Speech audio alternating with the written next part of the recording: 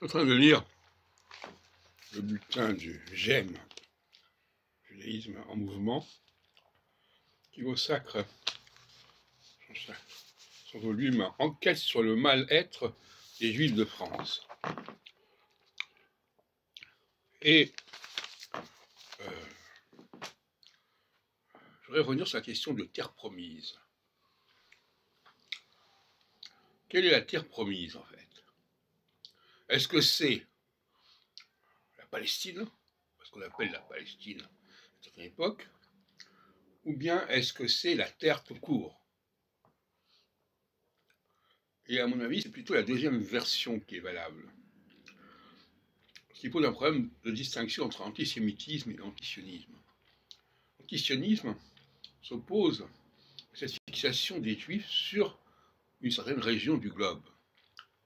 L'antisémitisme, en revanche, dénonce la domination juive sur le monde.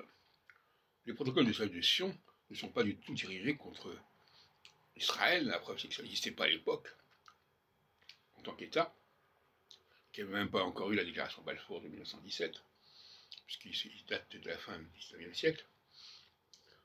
Donc, nous avons deux catégories différentes. L'antisémitisme a une signification beaucoup plus forte que l'antisionisme. L'antisionisme, c'est quoi? C'est un problème de frontières, de guerre. Il y a eu tellement de guerres entre les différents pays, etc. Bon, c'est assez banal, finalement. Donc, Israël, c'est un sujet banal au regard de la géopolitique, au regard de l'histoire des différents peuples, différents États.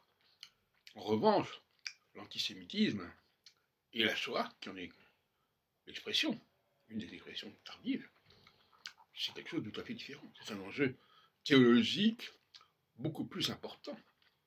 La question de savoir que font les Juifs dans le monde. Et ça ne se réduit pas à la question de s'installer ou pas dans telle et telle région du monde. Donc,